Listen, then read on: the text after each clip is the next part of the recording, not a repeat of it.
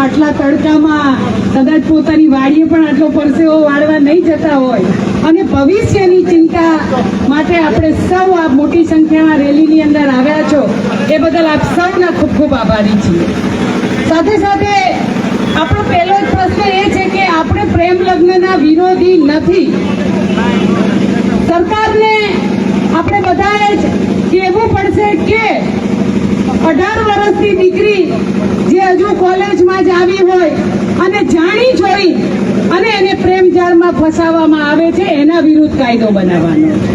આ અમારી સંપત્તિ, આ અમારી મૂડી જે નાનપણથી લઈ અને દરેક મા બાપ એ દીકરી માટે સપના સેવતા હોય, એને ભણી ગણીને મોટી કરીશું, એને આ બનાવીશ, ડોક્ટર બનાવીશ, વકીલ બનાવીશ, એવા સપના જોતા હોય અને અમુક રોમિયો લુખા તત્વો કોલેજની બહાર કલર કરતા હોય, સારા કપડાં પહેરે, ઘરે કંઈ ખાવા ના હોય અને માત્ર કપડાં અને બાઈક એની સંપત્તિ હોય ને આપણી દીકરીઓને ફસાવી પ્રેમજાળમાં અને કોર્ટ મેરેજ કરે છે.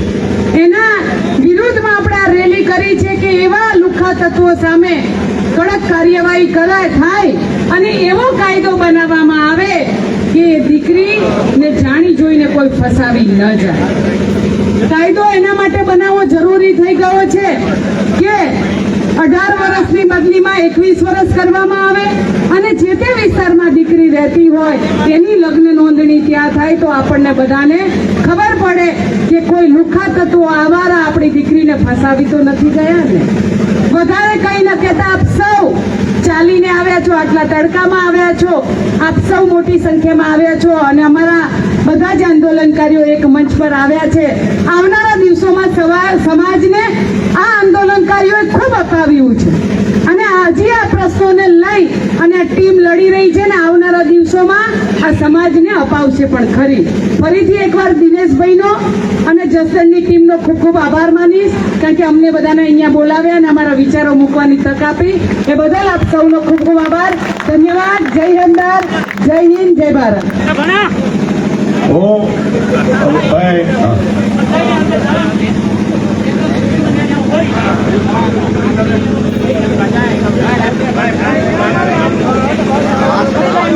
આપણે તમામ લોકોએ મામલતદાર કચેરીની અંદર જવાનું છે અને એમાં ડિસિપ્લિનમાં પછી જે 5-10 લોકો નક્કી થશે એ આવેદનપત્ર આપવા જશે, પણ આપણે બધાએ જવાનું છે.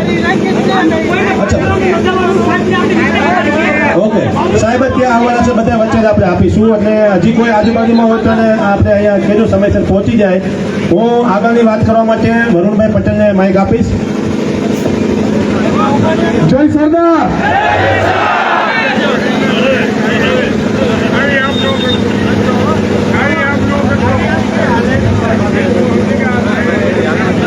જય સરદાર. ગુજરાતના પાટીદાર સમાજે જ્યારે જય સરદારના નારા સાથે કોઈ માંગણી લઈને નીકળ્યું છે ત્યારે માંગણી પૂરી થઈ છે. પાટીદાર સમાજનો અને ગુજરાતનો ઇતિહાસ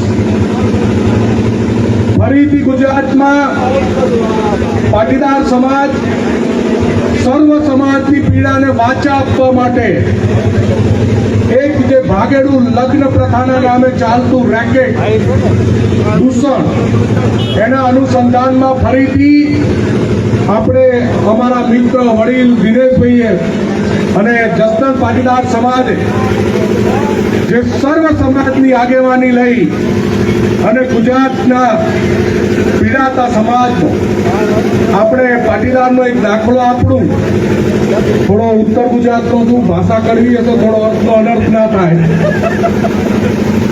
આવું બધું થાય. ઘણી પટેલિયાના શેઢે કોઈ એક ચા વારવા આવે તો આપણે પાવડો મિલીને પાણી દઈએ હતી તો એ જમીન કરતા આપણી દીકરી બહુ મોટી સંપત્તિ.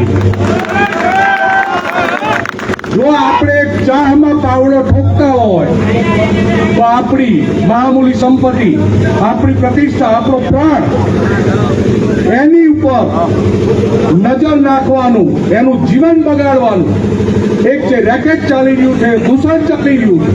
આપણે અહીંયા પ્રેમ લગ્નના વિરોધમાં આપણી દીકરી કે દીકરા પોતાનો જીવનસાથી જાતે પસંદ કરે એના વિરોધમાં નથી, પણ મારી પહેલા જેમ બેને કીધું કે ઉછીનું બાઈક, 300 ડુપ્લિકેટ રેબન લખેલા ચશ્મા, 50 પેટ્રોલ પુરાઈ અને ગુજરાતના વિકસિત સુવિકસિત દરેક સમાજની દીકરીને ટાર્ગેટ કરી અને આખા સમાજનું બેલેન્સ બગાડવાનું ષડયંત્ર ગુજરાતમાં મોટા પાયે ચાલી ગયું.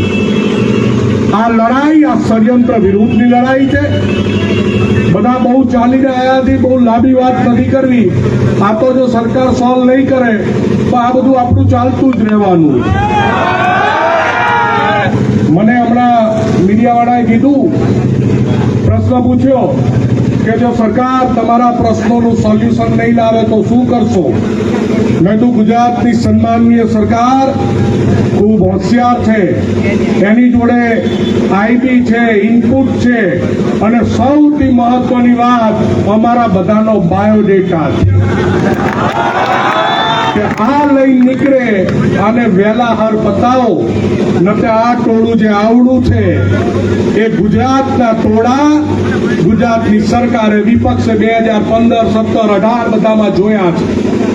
બધાએ ભલે પોતપોતાની અલગ અલગ રાજકીય પાર્ટીઓમાં હોય, બધા જે વિચારધારાની વાત, પણ બધાને હું ગુજરાતના સર્વ સમાજને, ગુજરાતની જનતાને, ગુજરાતની સરકારને બધાને વિનંતી કરું છું કે ગુજરાતીઓ માટે એની સૌથી મોટી મહામૂલી મૂડી હોય તો એ પોતાની દીકરી હોય છે. એની આન બાન શાન હોય તો એની દીકરી હોય છે. એના ઘરનું ગૌરવ, એના ગૌરવનો મુગટ હોય તો એની દીકરી હોય છે. અને આ પટેલિયા જો એક શેઢા ઉપર ભેંસ લઈને કોઈ ઘૂસી જાય અને પાવડો ઠોકતા હોય તો અમારી પ્રતિષ્ઠા ઉપર કોઈ દાવ લગાવતા આવશે તો અમે શું કરશું એ બધાએ વિચારી લેવાનું છે. ખૂબ ખૂબ આભાર. ભારત માતા કી જય. જય જય જય જય સરદાર. આપ સૌ જાણો છો એવી રીતે વરુણભાઈ જે વાત કરી એવી જ રીતે અત્યારે આપને ખબર હશે કે મોરબી ખાતે સમગ્ર પાટીદાર સમાજે ગુજરાત આખાને એક બોધપાઠ આપતો કિસ્સો 2 થી 3 કાર્યક્રમોમાં આપ્યો. પ્રથમ હતું વ્યાજખોરી અને સટ્ટાખોરી સામે અભિયાન ચલાવ્યું અને સમગ્ર ગુજરાતના સરકારે એનું ધ્યાન લેવું પડ્યું અને એસએમસીની ટીમ દ્વારા મનોજભાઈ પનારા અને એમની ટીમ દ્વારા સમગ્ર મોરબીમાં મારે ને મનોજભાઈને વારંવાર વાત થતી હોય એમાં અમને જાણવા મળ્યું કે 550 કરોડ રૂપિયા ઉપરના વ્યાજખોરીના પૈસાની ઉપર લીટા મરાવવામાં આવ્યા, ચેક પાછા આપવામાં આવ્યા, ખોટા દસ્તાવેજો પાછા આપવામાં આવ્યા. એ જ મુહિમ ચલાવી.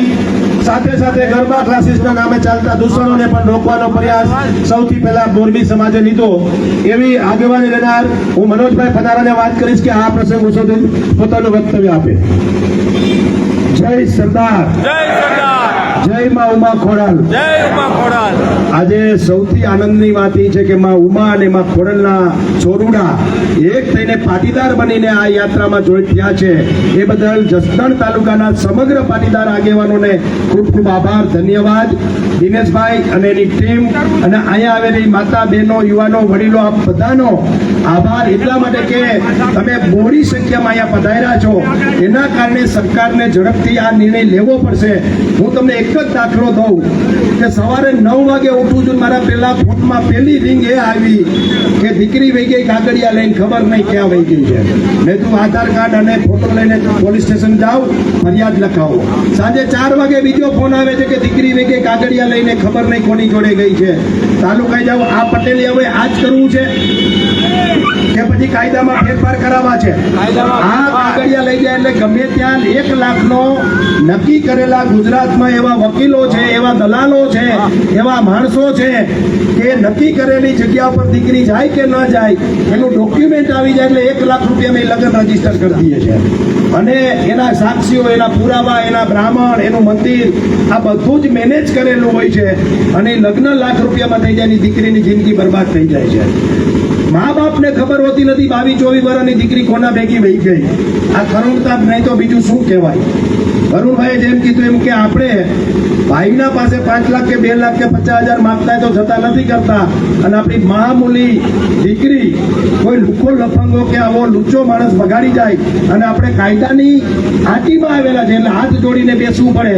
એને લગ્ન કરી લીધા, હવે કાંઈ ન થાય છતાંય પોલીસ સ્ટેશને આવે તો આપણે મા બાપને એમ કહીએ છીએ દીકરી ઓળખતી નથી, અને આમ છતાંય દીકરી વરા 2 વર્ષ 3 વર્ષ 5 વર્ષ ઓલો કાઢી મૂકે, 2 દીકરા લઈને આવે તો મા બાપને હાચવવી પડે. આનાથી વધારે સમાજની કરુણતા બીજી હોય કઈ મિત્રો? આ બધા જ દૂષણમાંથી આપણે બહાર નીકળવાનું છે. અને હું ખાસ કરીને કહું છું કે વધુમાં વધુ દીકરીઓ પાટીદારોની ટાર્ગેટ થાય છે. હું જે શક્તિશાળી જ્ઞાતિઓ છે એને આજે આભાર માનું છું, કારણ એક પણ લુખ્ખો લફંગો એમની દીકરી હમું નહીં જોઈ શકે. એને ખબર છે કે શું પરિણામ આવે. પટેલિયા ભોળા છે, ભાભેડા છે, માથાકૂટમાં ઉતરેવા નથી, એટલા માટે આપણી દીકરીઓને ટાર્ગેટ કરવામાં આવે છે. બાકી જે જ્ઞાતિઓ શક્તિશાળી છે, જેમનું નામ છે, એની જો દીકરી સામું જોવે ને તો એના ટાટિયા છટકી જાય નરા, એ આપણને ખબર છે. એટલે આવા લુખ્ખા લફંગાઓ એને ટાર્ગેટ કરતા નથી. અને જ્યારે પાટીદાર સમાજની દીકરીઓ સ્કૂલ કોલેજ આવા ગરબા ક્લાસીસમાં જતી હોય, નવરાત્રીમાં જતી હોય, ત્યારે એને ફસાવી ફોલાવી અને લગ્નની લાલચ આપીને લઈ જાય છે. પછી એના મા બાપની મિલકતમાં ભાગ માંગવામાં આવે છે. જો છૂટાછેડા કરવાના થાય તો 50 લાખ રૂપિયાની પણ માંગણી કરેલાના દાખલા આજે અમારી પાસે છે. મને કયા ગામથી ફોટો તો અત્યારે ઇન્સ્ટન્ટ યાદ નથી, પણ મને કીધું કે મારી દીકરીના છૂટાછેડા મનોજભાઈ કરાવવા છે. એ માણસ છૂટાછેડા નથી કરી દેતો, પૈસા માંગે છે. એટલે આવા જે બનાવો બને છે ત્યારે દીકરીઓએ પણ સાવચેત રહેવાની જરૂર છે, મા બાપે પણ સાવચેત રહેવાની જરૂર છે. અને કાયદો લૂલો અને પાંગડો છે, એટલા માટે આવી બધી ઘટનાઓ છાસવારે બને છે. કાયદામાં ફેરફાર કરવાનો છે કે દીકરીનું આધાર કાર્ડ જ્યાં ગામનું છે એ ગામમાં રજીસ્ટર થાય અથવા તો તાલુકામાં રજીસ્ટર થાય. આપણી જમીન જેમ દસ્તાવેજ થાય પછી 35 દિવસની જે નોટિસ આવે છે એ મા બાપને એની નોટિસ આવી જોઈએ, એની મા બાપની મંજૂરી હોય તો જ લગ્ન રજીસ્ટર થવા જોઈએ, નહીતર એ લગ્ન કેન્સલ થવા જોઈએ. અને ત્રીજી વાત કે દીકરીની ઉંમર 18 વર્ષ હોય છે, બહુ બાલિક હોય છે, અને 18 વર્ષની દીકરી બહુ સમજણ નથી સમજી શકતી, એટલા માટે આવા લુખ્ખા લફંગાઓની ઝાડમાં આવી જાય છે. જો શક્ય હોય તો 21 વર્ષનો કાયદો લગ્નનો થવો જોઈએ, જેથી કરીને હજારો દીકરીઓ આવી ચુંગાલમાંથી બચી શકે ને એના માટેની આ લડાઈ છે. આ મોટી સંખ્યામાં આવ્યા બદલ ખૂબ ખૂબ આભાર, ધન્યવાદ. જય સરદાર, જય પાટીદાર. આપણી વચ્ચે મનોજભાઈએ વાત મૂકી એવી રીતે દિલીપભાઈ સાબવા આપણા વક્તા છે, અને પછી આપણે આગળ જવાનું થશે. પણ ફરીથી વિનંતી છે કે આપણે બધા ડિસિપ્લિનમાં જઈને વાત કરશું, ત્યાં ઊભા રહીશું. કોઈ પણ ઉતાવળ નહીં કરે, આગળ જવાનો બહુ પ્રયત્ન નહીં કરે. હું દિલીપભાઈ સાબવાને માઇક આપું. જય સરદાર. જય સરદાર. આકોટો તો પાછો મોળો નો રાખતા હો. જય સરદાર. જય સરદાર. 2 દિવસ પહેલા દિનેશભાઈ મળ્યા, મને કે આમ 7-8 વર્ષથી સુસુપ્ત અવસ્થામાં જતા રહ્યો છો તમે, બહાર નીકળો. મેં કીધું દિનેશભાઈ પબ્લિકને રસ ન હોય ને હું બહાર નીકળવું એમ. મને કે દીકરીનો મુદ્દો છે, હાલો. મેં કીધું એક ટ્રાય ચાલુ કરું, આવીશ. એટલે પાછળથી ટ્રેક્ટર આવતું, હું પાછળ રહી ગયો હતો. મેં કીધું બસ આટલા જ માણસો. એક મોટરસાયકલ વાળાને કીધું મને તું લઈ જા. એ ભાઈ બેહેરીને આવ્યો ને ટોળું જોયું ને તાર મને એમ થઈ ગયું કે હજી પબ્લિક જાગે છે, હજી ઉઠી નથી. ગર્વ છે, અહીંથી શરૂઆત થઈ છે 10 જણથી. અને દિનેશભાઈએ જે અભિયાન ઉપાડ્યું છે, દિનેશભાઈ, વરુણભાઈ, મનોજભાઈ, ગીતાબેન, આ બધાએ અભિયાન ઉપાડ્યું છે. અને પાછો મેં કમસો પાછો નાખ્યો છે, કાલ નવો કાગો લીધો છે. એટલે કોઈ એવું મગજમાં ન લે કે હું ભગત થઈ ગયો છે. હથિયાર મૂકી દીધા હતા, ઉપાડતા તો હજી આવડે જ છે. મિત્રો, વાત દીકરીની છે. બહુ શોર્ટ વાત કરી દઉં તમને કે અસામાજિક તત્વોને કોઈ જ્ઞાતિ હોતી નથી. અસામાજિક તત્વો જે આવી રીતે દીકરીઓને ભગાડી રહ્યા છે એને કોઈ જ્ઞાતિ હોતી નથી. ઈ ગમે એ જ્ઞાતિના છોકરા છોકરીઓને ભગાડતા હોય છે. એટલે ઈ દેખાવડા કરી પૈસાવાળાને દીકરીઓને ફસાવી અને આવા કૃત્યો કરતા હોય છે. દીકરીઓ તો બધાને ખ્યાલ છે, ભાગે છે અને એ ફસાવીને લઈ જાય છે. ત્યારે આ કાયદો જે દિનેશભાઈ બંધારણીય રીતે લડી રહ્યા છે, સરકાર સામે જે એની માંગણી કરી રહ્યા છે, એમાં હું સંપૂર્ણ ગુજરાતનું સંગઠન પ્રભારી હતો અને હજી આ બાબતમાં કદાચ પાટીદાર સમાજને તમામ સમાજને જોડાવવું હોય તો આ કાર્યક્રમની અંદર, આ આહવાનની અંદર જોડાય, કારણ કે આ પાટીદાર સમાજની એકની પીડા નથી, આખા ગુજરાતના દરેક સમાજની પીડા છે. હું આ મંચ ઉપરથી તમામ મોટા અધિકારીઓ હોય, રાજકીય આગેવાનો હોય કે સામાજિક આગેવાનો હોય, કોઈ પણ જ્ઞાતિના હોય, સાહેબ ગમે ત્યારે ગમે એની દીકરીને ભગાડી દેશે એટલું યાદ રાખજો. તેથી રોવાનો વારો આવશે. એટલે હું સંગઠન પ્રભારીના નાતે કદાચ દીકરીઓનો કાર્યક્રમ હશે, ગુજરાતની અંદર ફરીથી સંગઠન બેઠું કરવું હોય તો દિલીપ સાહેબ તૈયાર છે, તૈયાર છે ને તૈયાર છે. જય સરદાર. સૌએ ખૂબ જ લાંબા સમય સુધી ચાલવાનું ને બધું થયું છે.